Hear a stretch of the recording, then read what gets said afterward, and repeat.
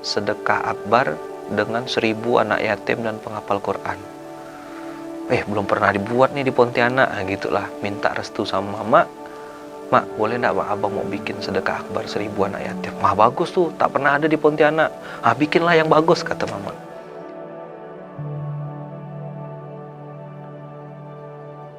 Ada ayat Al-Quran yang sampai sekarang saya selalu gunakan dan selalu saya sampaikan kepada kawan-kawan.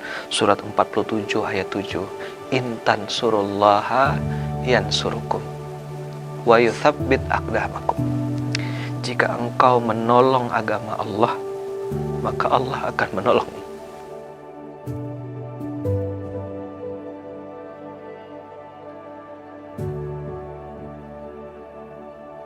Juli 2012.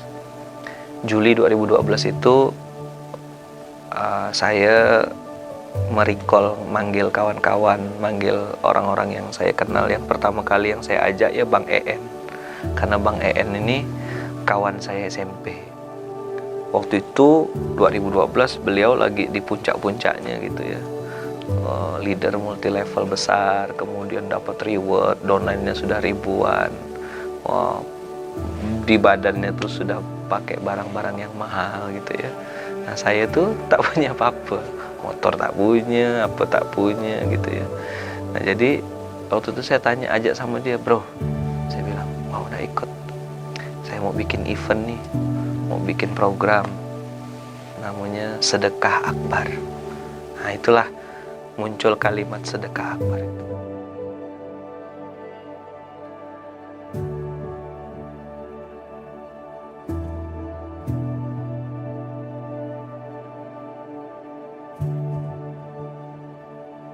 Satu momen beliau ngajakin ada sebuah majelis tentang Al-Quran. Nah, di situ awal pertama kali saya secara pribadi datang ke majelis ilmu yang menurut saya awal titik balik saya kenalan sama Quran.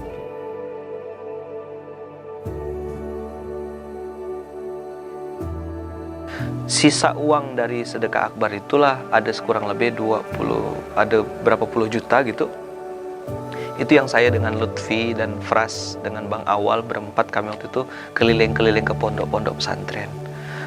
Jadi gayanya waktu itu ngerasa kayak jadi orang kaya gitu ya.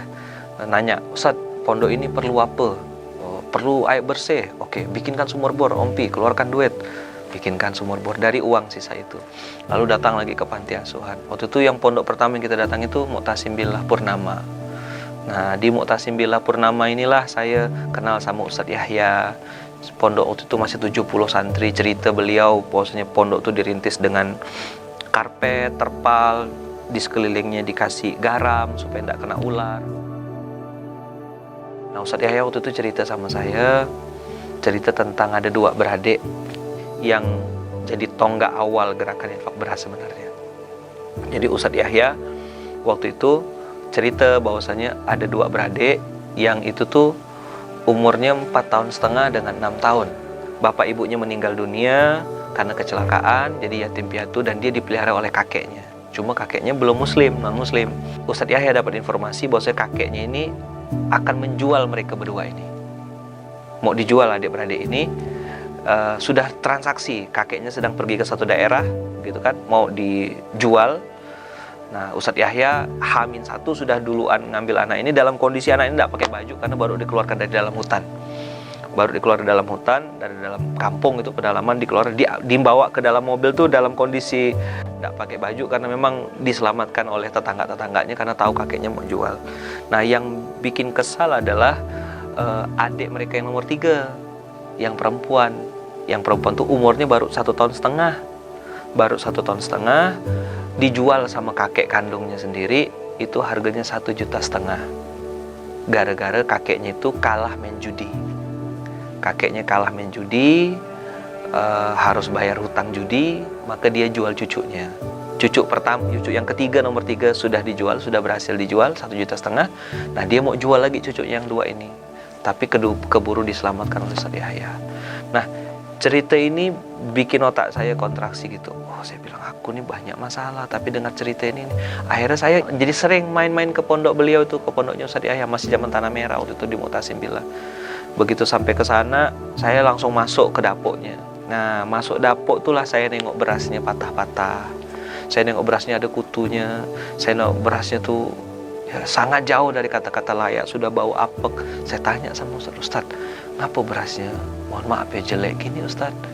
Lalu ceritalah beliau, sekarang tuh Ustadz katanya santri kita tambah banyak, anak-anak ini tidak semuanya mampu dan sebagian besar gratis. Kita terima apa? Dan kalau kita beli beras yang bagus, lauknya tak ada. Waktu itu otak saya tidak ada mikir macam-macam, Bang Kakak.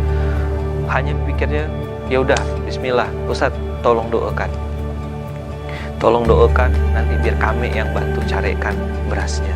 Ustadz Yahya mengajar di pondok, ngurus pondok, biar kami yang carikan. Nah, itulah cikal bakal adanya gerakan infak beras.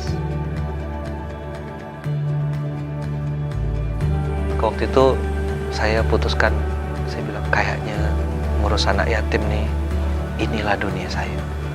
Kayaknya inilah nih fase hidup saya yang harus saya mulai.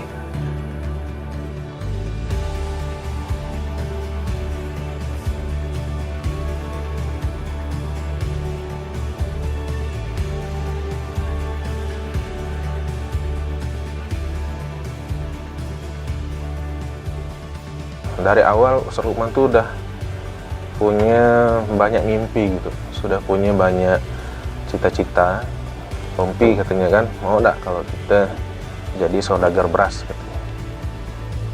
Pikiran saya saat itu saudagar beras mungkin jualan beras.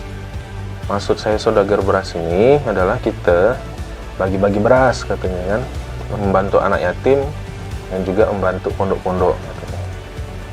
Terus Bang, saya tanya, berasnya dari mana? Nah, kita carilah, kita kumpulkan uang dari kawan-kawan yang kita kenal, dari keluarga kita, baru nanti uang itu kita belanjakan beras. Nah, kita lah yang mengantarkan berasnya ke panti-panti. Jadi singkat cerita, ya udah kita Bismillah bikin gerakan. Awalnya saya Ustadz Lukman, Bang Lutfi dan awal. Jadi kita jalan, awalnya hanya 3 pondok. Keceriaan dari adik-adik itu kita juga merasakan kebahagiaannya. Mungkin itu yang dimaknai dengan sedekah kembali lagi ke kita. Bahwa kita yang beri, mereka yang menerima, tapi kita yang merasa bahagia. Jadi inilah yang jadi motivasi saya dan kawan-kawan pengen terus untuk berbuat. Dan akhirnya kita punya gerakan namanya Gerakan Infak Beras. Itu bulanan memberikan beras dengan beras kualitas terbaik.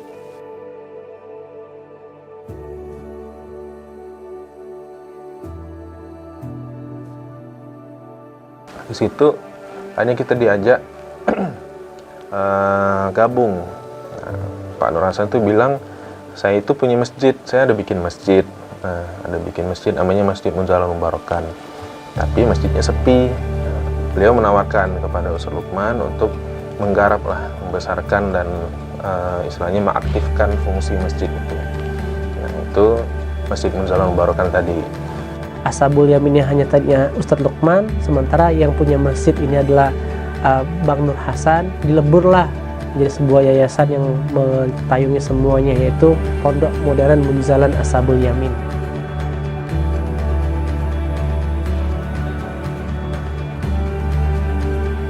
Saya merasa saya perlu Allah.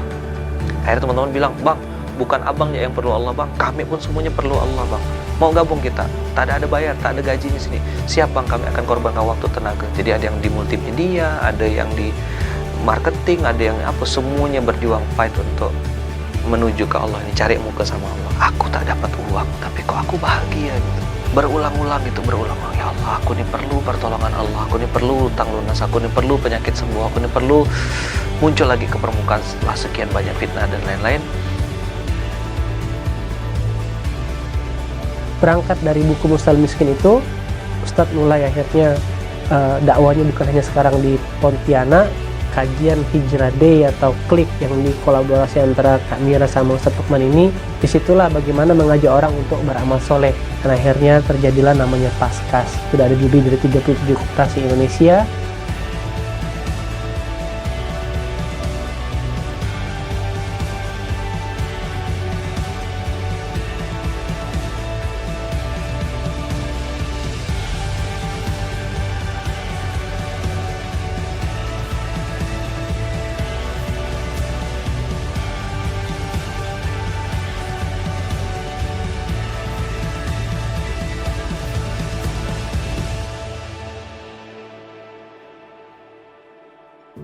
wujuhu yawma idzin nazirah.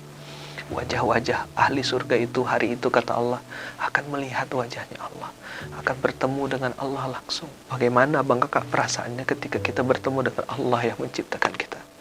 Kita berharap bisa satu surga dengan Rasulullah, karena Rasulullah berjanji, aku dan orang yang mengurus anak yatim seperti ini di surga. Banyak orang mempersiapkan hidup yang baik, tapi lupa mempersiapkan mati yang baik.